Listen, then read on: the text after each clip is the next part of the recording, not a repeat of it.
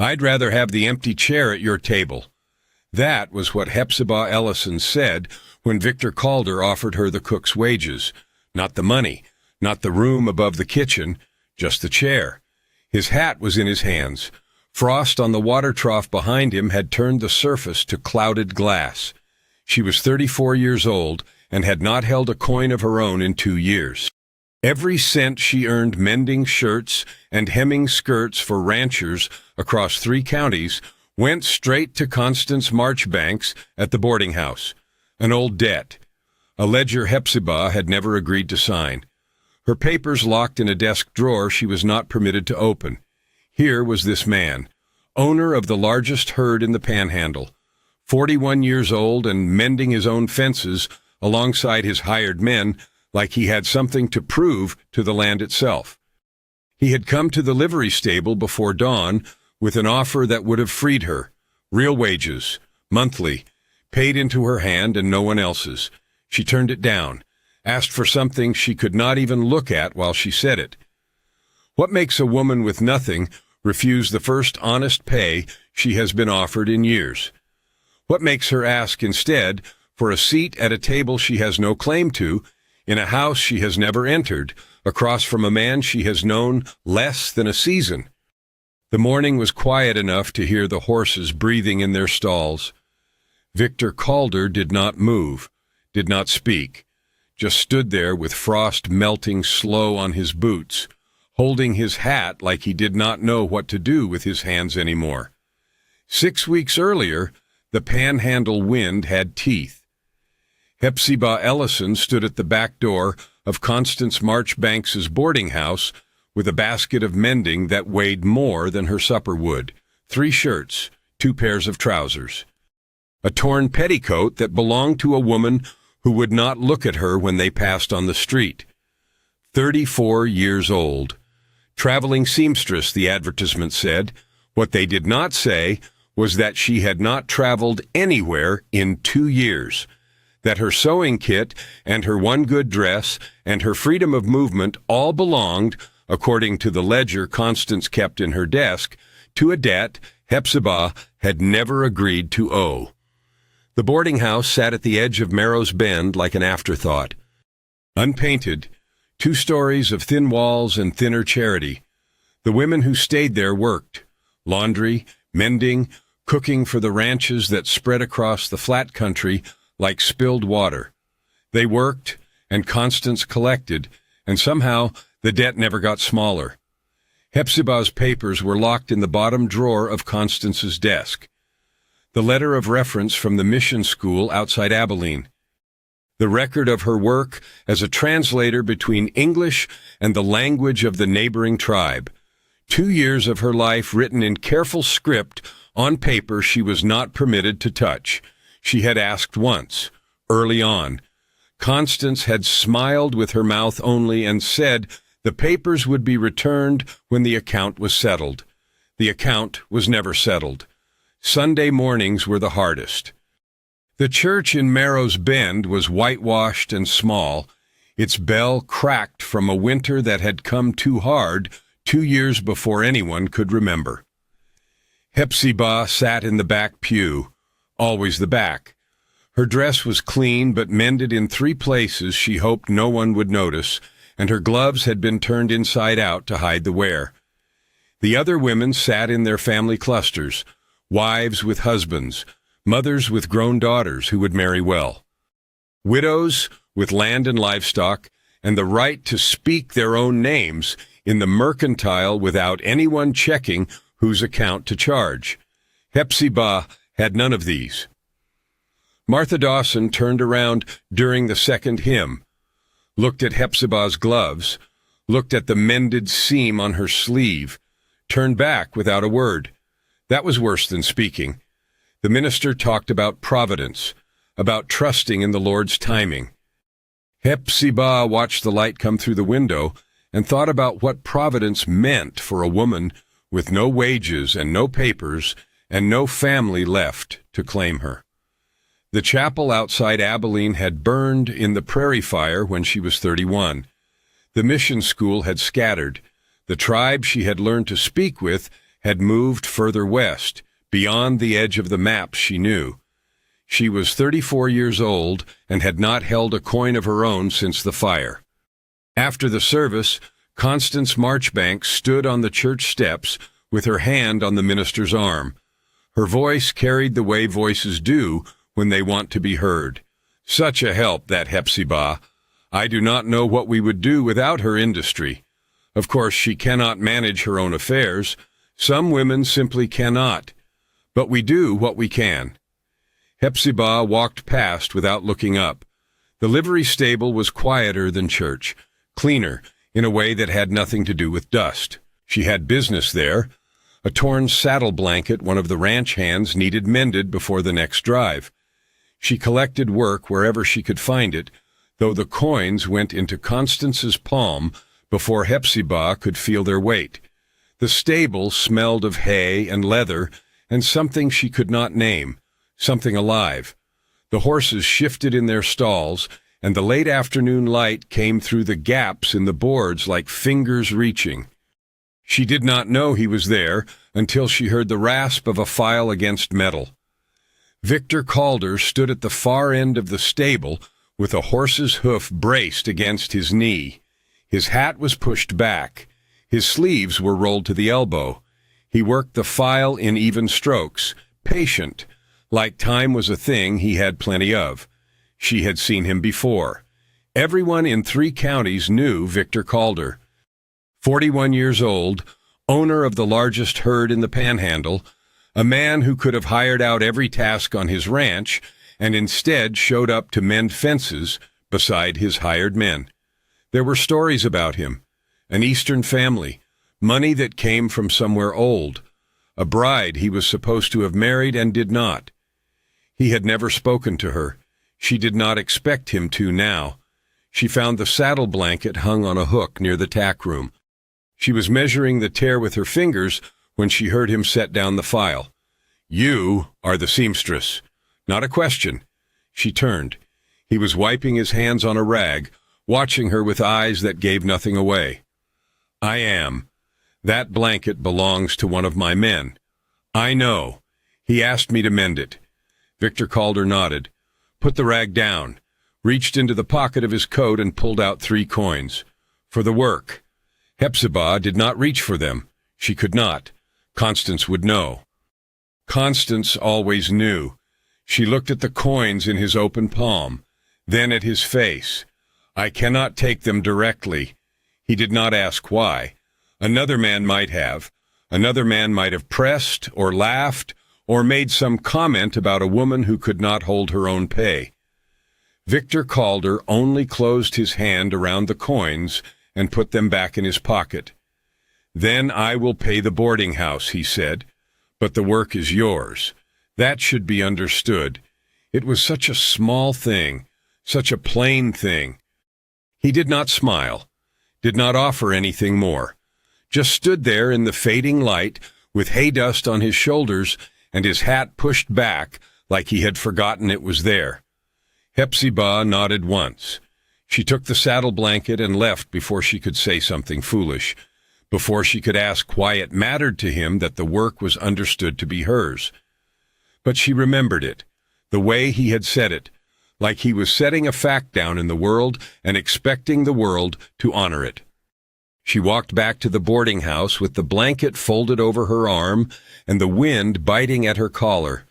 Constance was waiting on the porch, smiling with her mouth. "Another job, Hepzibah.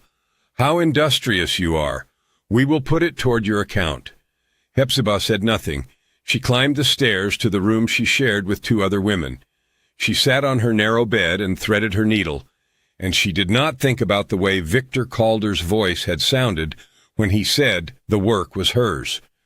She did not think about it, but she did not forget. The saddle blanket was finished in 2 days. Hepzibah brought it back to the livery stable on a Tuesday morning before the sun had cleared the eastern fence line. She expected to leave it with the stable hand, expected to walk back to the boarding house in the cold and wait for Constance to count the payment against her ledger. Victor Calder was there instead. He stood in the same place she had seen him before, Same horse. Same patient work with file and hoof. His coat was heavier now, lined with something that looked like wool, but his sleeves were still rolled to the elbow, like the cold was a thing he had decided not to notice. She held out the blanket. He set down the file.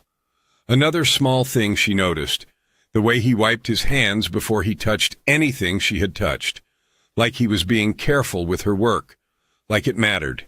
He took the blanket, turned it over, found the place where the tear had been, and ran his thumb along the stitching. Clean work.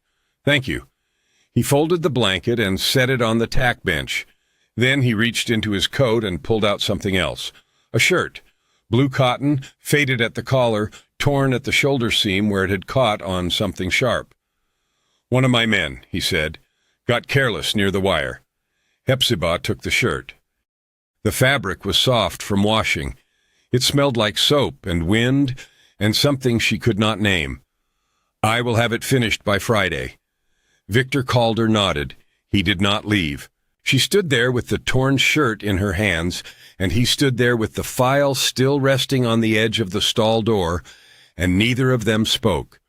The horses breathed in the silence. The light was beginning to come through the gaps in the boards. I will pay the boarding house, he said finally. Hepzibah nodded. She turned and walked out into the morning. The cold bit at her cheeks. Her fingers were numb around the shirt. She did not look back, but she came back on Friday. And he was there. The weeks turned. October became November. The wind sharpened. The light changed. Hepzibah learned to recognize the sound of his boots on the stable floor before she saw him. Every Tuesday before dawn, she brought whatever work she had finished. Every Tuesday he had something new. A torn coat lining, a frayed cuff, a saddle pad that needed reinforcing along the edges. His men, he always said, got careless, or clumsy, or caught in the wire. She stopped asking which man. She stopped wondering if they were always this rough with their clothes. Another small thing she noticed, the work was always clean when he brought it to her, washed and folded, like someone had taken the time to prepare it before putting it in her hands, like they did not want her to have to handle anything dirty. She mended the coat lining with small stitches, so tight you could not see them unless you knew where to look.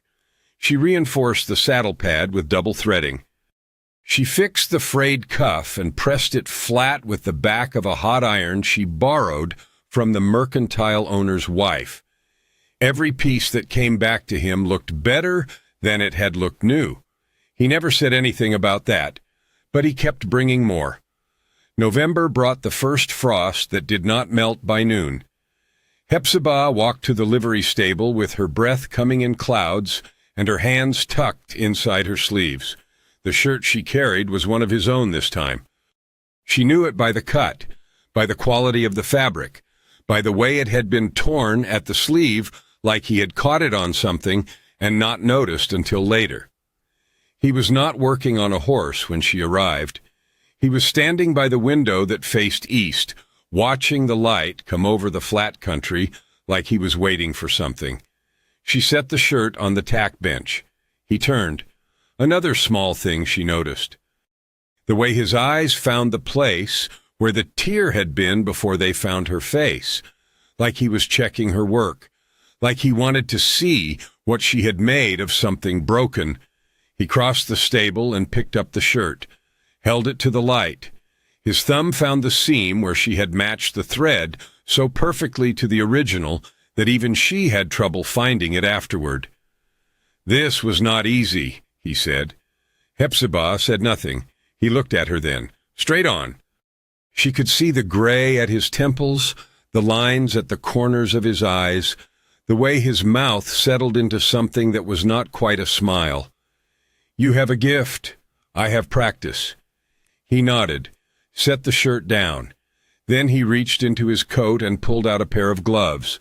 Not torn, not frayed, new, brown leather lined with something soft. He held them out. Hepzibah did not move. For the cold, he said. I noticed yours have worn through. She looked at the gloves, then at his face. Her hands stayed at her sides. "I cannot take them. They are payment." "For what?" "For the shirt," he said, "and the coat, and the blanket, and the cuffs, and everything else. I have been paying the boarding house, but I have not been paying you. That is not right." Hepzibah felt something shift in her chest, something she did not have a word for. The boarding house would take them. Then, do not tell the boarding house. His voice was quiet, plain, like he was stating a fact and expecting the world to honor it. She reached out. Their fingers almost touched. Almost. She pulled back before they could, and the gloves were in her hands, and he was turning away to look out the window again. "I will have more work next Tuesday," he said. Hepzibah walked back to the boarding house with the gloves hidden inside her coat. She kept them in the lining of her sewing basket after that, under the spare thread and the thimble she never used. Some days she put them on in the early morning before anyone else woke, just for a minute, just to remember what it felt like to have something that was hers. December came hard. The wind had weight now. The water in the troughs froze solid by midnight and did not thaw until past noon. Hepzibah wore every layer she owned and still arrived at the livery stable with her teeth chattering. Victor Calder was already there. He had built a fire in the brazier that sat in the corner near the tack room. The warmth reached across the stable like a hand. She stopped, just inside the door. He looked up from the harness he was oiling. "Too cold to work without it," he said. Another small thing she noticed. He had set her a stool by the brazier, a wooden stool with a blanket folded on the seat. Not new, worn soft from use, but clean and warm. She sat down without speaking. He went back to the harness. They worked in silence for an hour. She mended. He oiled the leather with slow, even strokes. The fire crackled. The horses shifted in their stalls. Outside, the wind howled across the flat country like something looking for a way in.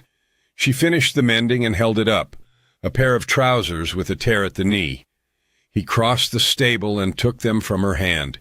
Their fingers did not touch. She made sure of it.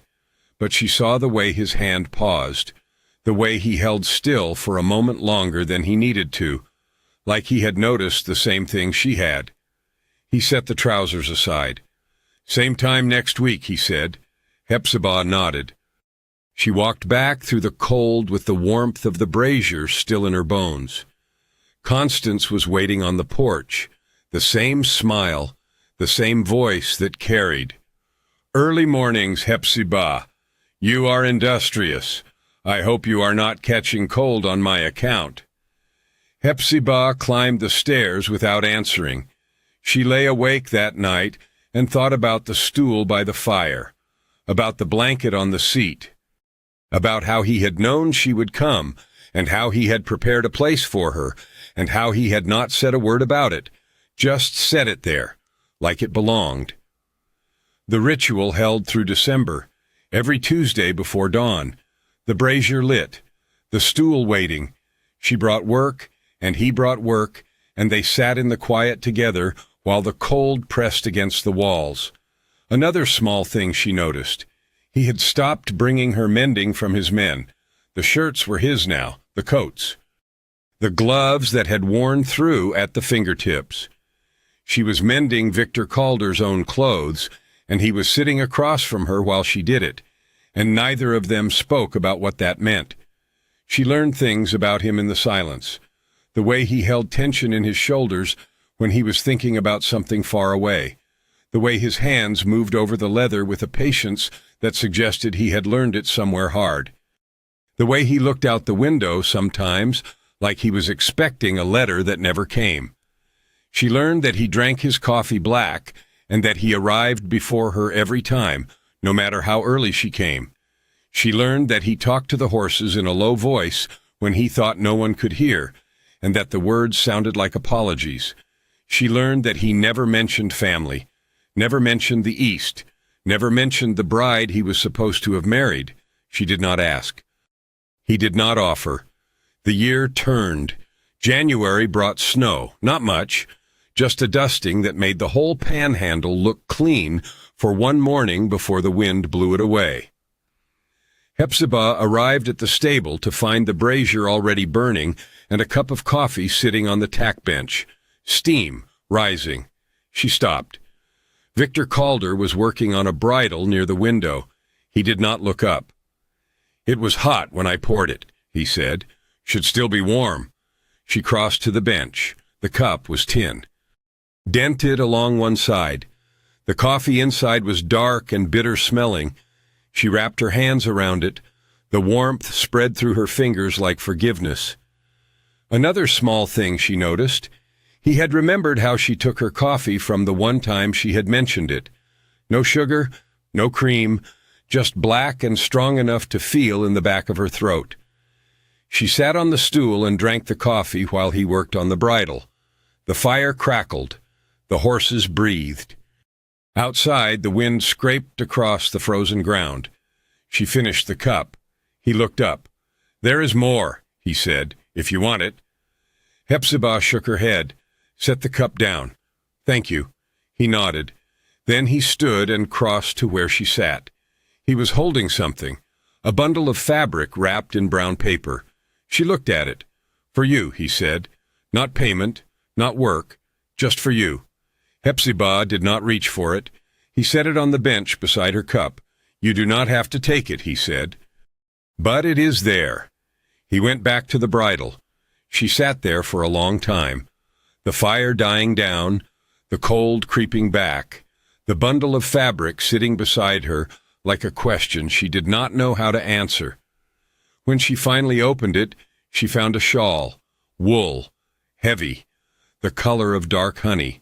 It was the finest thing she had touched in 3 years. She folded it back into the paper and tucked it into her basket. She did not say thank you, but she wore it the next Tuesday, and the Tuesday after that. And when she walked through Marrow's Bend with the shawl around her shoulders, she did not look at the ground any more. February brought the cold that lived in the bones. Hepzibah sat by the brazier with her needle and thread. Victor Calder sat across from her with a piece of leather he was tooling into something she could not identify. The fire between them, the horses behind. Another small thing she noticed. He had stopped leaving when she arrived, stopped finishing his work and walking out. Now he stayed. Now he sat. Now the Tuesdays stretched from 1 hour to 2, then 3, and neither of them spoke about it. They did not talk about the boarding house. They did not talk about Constance. They did not talk about debts or ledgers or papers locked in drawers.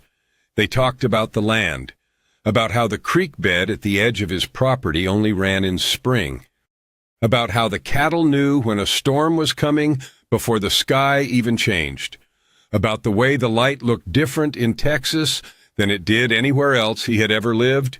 He mentioned the East once, just once.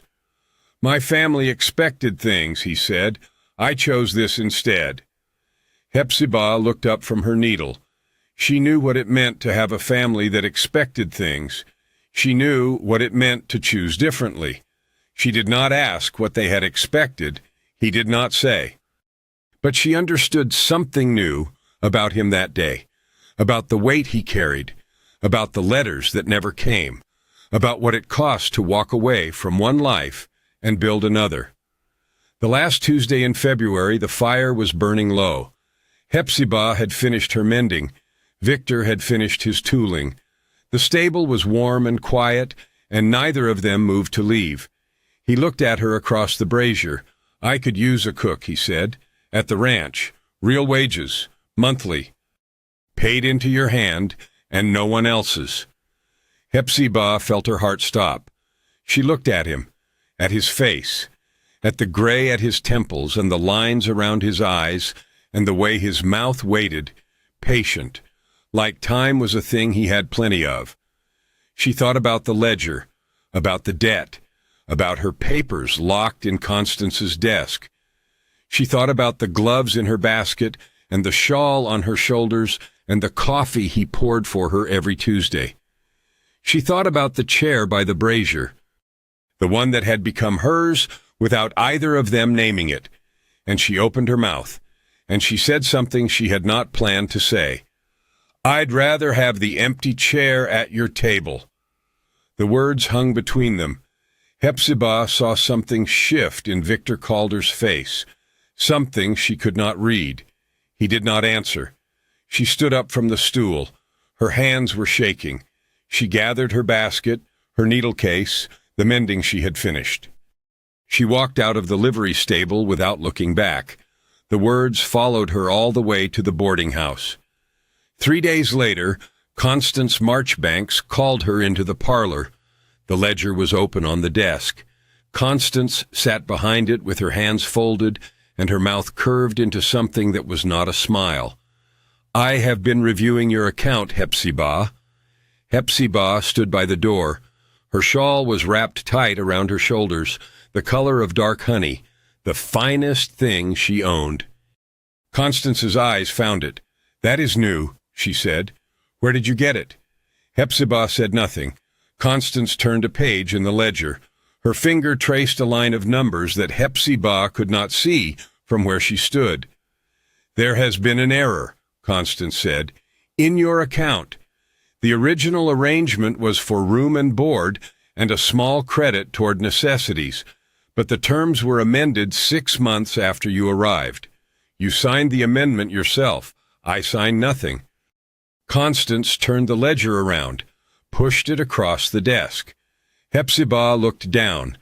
There was a page she had never seen, a paragraph in careful script describing additional charges. Laundry services, lamp oil, use of the common room.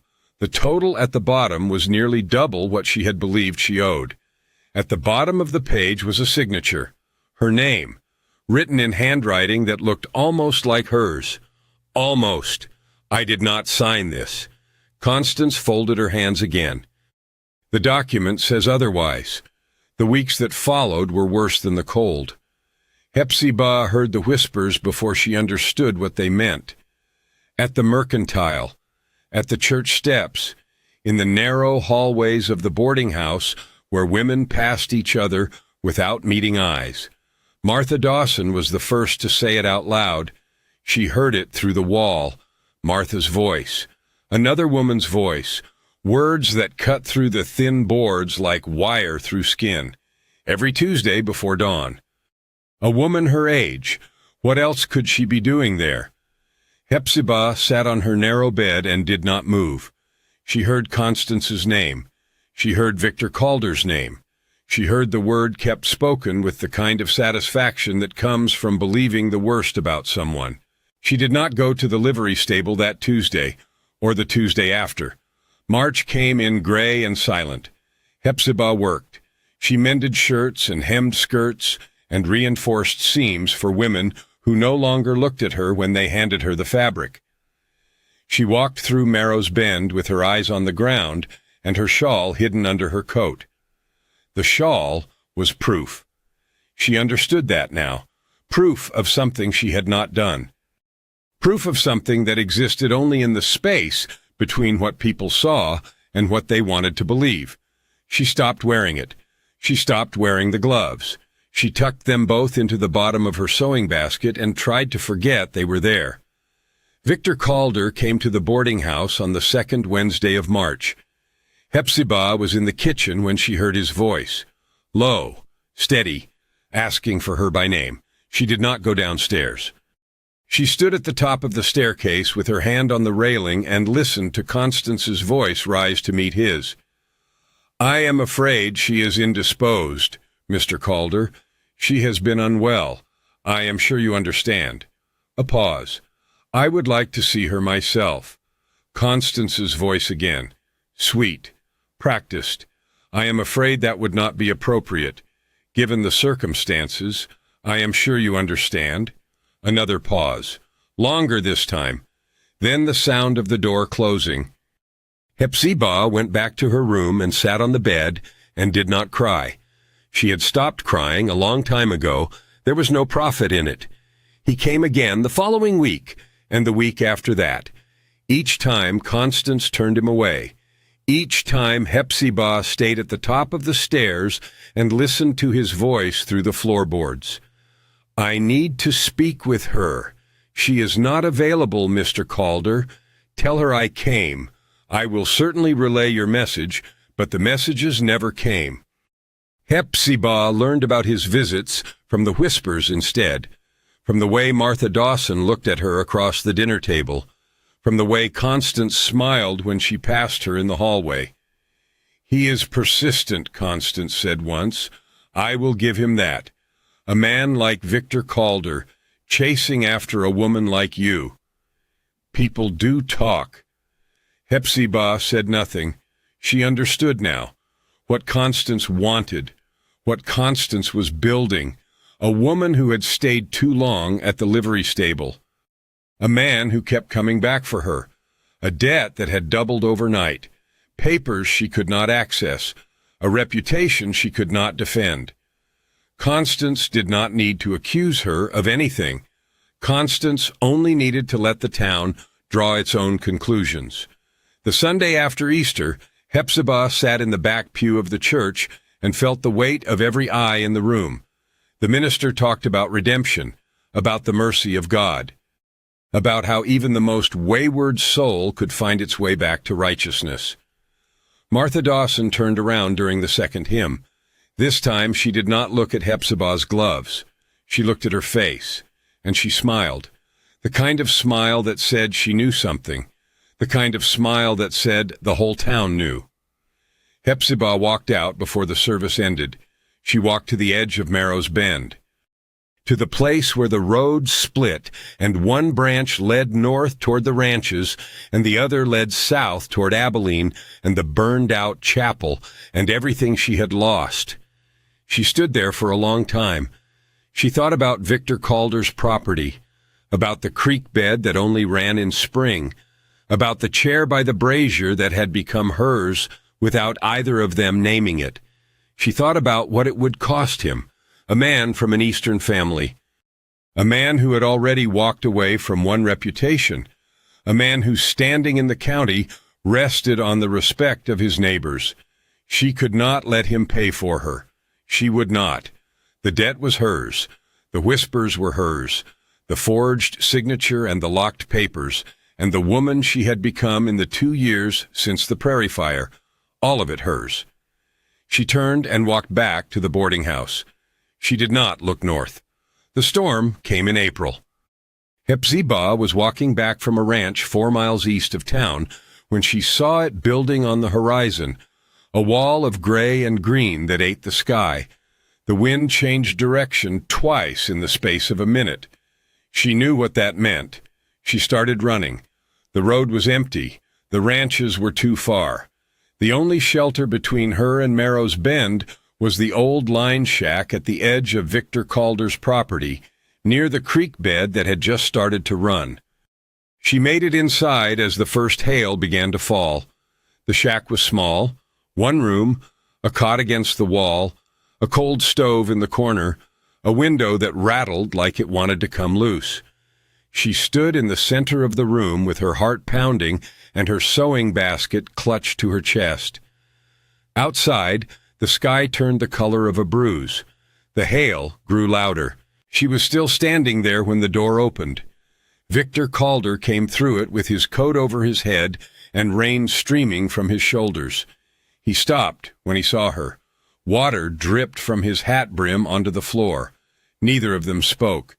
He closed the door against the wind, leaned his weight into it until the latch caught. Then he took off his hat and set it on the hook by the door like this was his own kitchen, and he had just come in from the fields, the line shack. Of course, she had not known it was his. "I saw you on the road," he said, "from the ridge." Hepzibah did not move. He crossed to the stove, knelt down.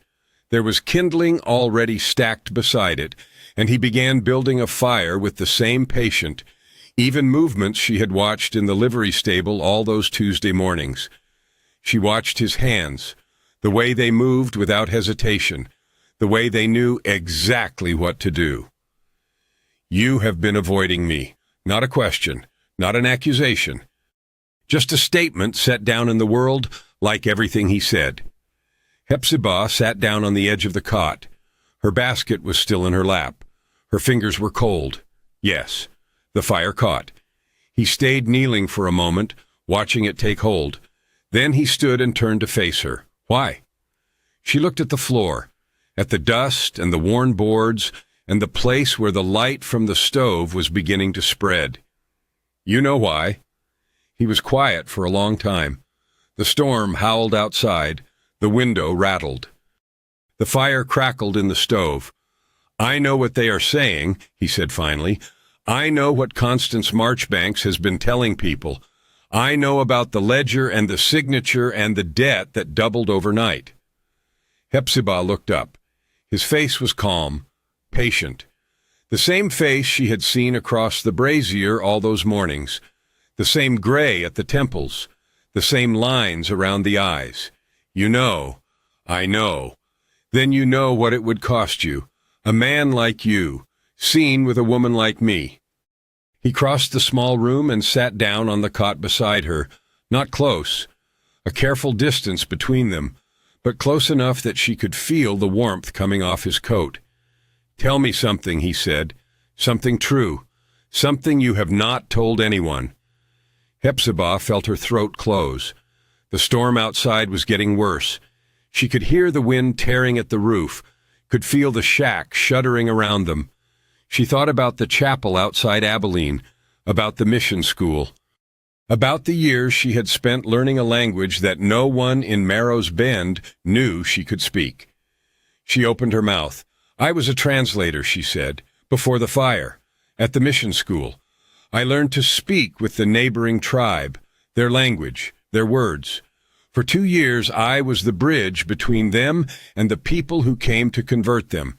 She waited for his face to change, for the distance to come into his eyes, for the judgment she had seen in so many other faces when they learned where she had been, what she had done, who she had chosen to understand. Victor Calder did not move. Go on. They needed someone who would listen, she said, someone who would learn. The missionaries wanted to teach. I wanted to understand. So I learned their words and their stories and the way they saw the sky. And when the fire came, when the chapel burned, I lost everything. The school scattered. The tribe moved west. And I came here with nothing but a letter of reference that no one wants to read. Her hands were shaking. She pressed them flat against her basket to make them stop. That is why Constance keeps my papers, she said. That is why she will not let me go, because she knows what they say, because she knows that if anyone reads them, they will know what I was. A woman who spent 2 years speaking with people the town considers savages. A woman who chose to understand instead of convert. The fire popped in the stove. The wind screamed. Victor Calder reached into his coat. He pulled out something small, a bundle wrapped in oilcloth. He held it out to her. Hepzibah did not take it. What is that? He unwrapped it himself. Inside was a key, brass, old, the kind that fit a desk drawer. I bought it from the locksmith in Abilene, he said. Took me 3 weeks to find one that would fit. It opens the bottom drawer of Constance Marchbanks's desk. Hepzibah stared at him. You cannot. I already did. Your papers are in my saddlebag. The letter of reference, the record of your work, everything she has been holding over you. The room tilted. Hepzibah gripped the edge of the cot. Why? He set the key down on the blanket between them. His hands were still. His face was calm. Because the work was yours, he said. Because the language was yours. Because the understanding was yours. And none of it belongs in a locked drawer. Hepzibah felt something break open in her chest. Something she had kept closed for 2 years. She did not cry. She had stopped crying a long time ago, but she looked at Victor Calder's face, at the gray at his temples, at the lines around his eyes, at the way his mouth settled into something that was almost a smile. "There is more," he said. He reached into his coat again. This time he pulled out a folded piece of paper. He held it out. She took it. The paper was thick, expensive. The handwriting on the outside was careful and precise. "What is this?" "A letter," he said, "from my family's solicitor in Boston. I wrote to him last month, asked him to examine the document Constance claims you signed." Hepzibah unfolded the paper. The words swam in front of her eyes. "He hired an expert in handwriting," Victor said, "a man who testifies in courts. The expert examined a copy of the forged signature and compared it to your genuine hand from the mission school records." Hepzibah looked up. Victor's face was still calm, still patient. "The forgery is clear," he said. "The slope of the letters is wrong. The pressure is inconsistent. The ink is different from anything else in Constance's ledger." The storm outside was beginning to ease. The wind was dropping. The hail had stopped. Hepzibah looked at the letter in her hands, at the key on the blanket, at the man sitting beside her with his hat on the hook by the door like he belonged here. "You did this for me." "I did this because it was right." She shook her head. "No. You did this because you want something. Everyone wants something." Victor Calder was quiet for a long moment. Then he spoke. "I want the empty chair at my table," he said. "I want Tuesday mornings by the brazier. I want coffee poured before you arrive, and a stool waiting with a blanket on the seat. I want to hear about the language you learned, and the people you understood, and the chapel that burned before I ever knew your name." Hepzibah's hands were shaking again. He reached out, slowly, carefully. He took the letter from her fingers and set it aside. He took her hands in his. His palms were warm, rough from work, steady. "I am not asking you to cook for my men," he said. "I am not asking you to earn your place. I am asking you to sit across from me. That is all. Just sit across from me and let me know you." The fire crackled. The storm moved on.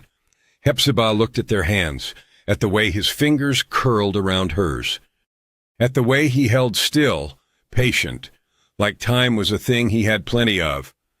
She thought about the gloves in her basket, the shawl she had stopped wearing, the Tuesdays she had missed. She thought about the chair by the brazier, the one that had become hers without either of them naming it. She thought about what it meant to be known, to be seen, to have someone reach into the locked drawer of your life and hand you back the pieces that belonged to you.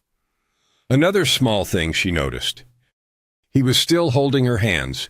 She did not pull away. The county clerk's office smelled of paper and old ink and the particular silence of rooms where decisions become permanent. Hepzibah stood by the window with her hands folded.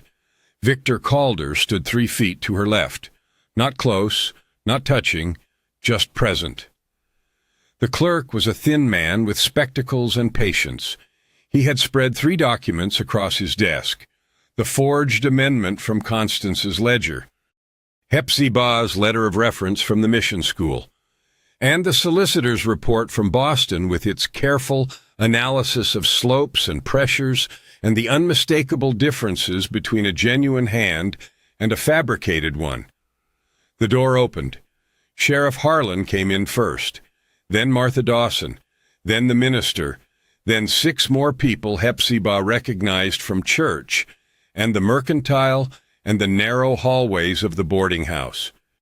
They filed in and stood along the walls and looked at the documents on the desk. Nobody spoke. The clerk adjusted his spectacles. "The matter before us," he said, "is the validity of this signature. Mrs. Marchbanks claims Miss Ellison signed an amended agreement 6 months after her arrival at the boarding house. Miss Ellison denies this. Mr. Calder has provided an expert analysis comparing the disputed signature to Miss Ellison's verified hand." He gestured to the papers. "You may examine them yourselves." Martha Dawson stepped forward first. She bent over the desk. Her eyes moved between the forged signature and the genuine one on the mission school letter. Her lips pressed together. She straightened up. "The letters slant differently," she said. "Anyone can see it." One by one, the others came forward, looked, compared, stepped back. The minister studied the documents for a long time. When he finally raised his head, his face was troubled. "The ink is wrong," he said. "The color. It does not match the rest of the ledger page." Sheriff Harlan nodded slowly. "I have seen forgeries before," he said. "This is a forgery." The room was quiet. Hepzibah did not move, did not speak. She watched the faces around her change as understanding settled in, watched the people who had whispered about her and turned away from her in the street begin to look at her differently, not with pity, not with apology, just with recognition. The clerk made a note in his own ledger. "The amended agreement is hereby declared invalid," he said. Miss Ellison's debt to the Marchbanks boarding house reverts to the original terms. "By my calculation, that debt was satisfied 8 months ago." Hepzibah felt the words land in her chest like something heavy finally set down. 8 months. She had been free for 8 months and had not known it. Victor Calder did not look at her, did not reach for her, just stood 3 feet away with his hat in his hands and his eyes on the clerk's desk. The door opened again. Constance Marchbanks stood in the doorway. She was dressed for visiting, her hair pinned careful, her smile already forming. Then she saw the documents on the desk, the people along the walls, the clerk with his spectacles and his ledger and his careful official handwriting. Her smile did not fall. It simply stopped, froze on her face like something that had forgotten how to move. Sheriff Harlan turned. "Mrs. Marchbanks," he said, "we have examined the amended agreement in your ledger. The signature is a forgery." Constance's mouth opened, closed, opened again. "That is not possible." "The evidence is clear," the sheriff said. "The handwriting expert's analysis, the comparison with genuine samples, the ink that does not match your own records." Constance looked around the room, at Martha Dawson, at the minister, at the 6 faces she had counted on to believe whatever she told them. Nobody looked back. "I have run that boarding house for 11 years, Constance said. Her voice was thinner now, climbing toward something sharp. "I have taken in women who had nowhere else to go. I have fed them and housed them and given them honest work." Nobody answered. She looked at Hepzibah then, at the shawl around her shoulders, at the gloves on her hands, at the woman who had refused to bend. "You," Constance said, "you think you have won something. You think this changes anything." Hepzibah met her eyes. She did not speak, did not accuse, did not list the Tuesdays she had missed, or the whispers she had endured, or the 2 years she had worked for nothing, while Constance smiled with her mouth only and told the town what a help she was. She just looked. Constance's hands were shaking.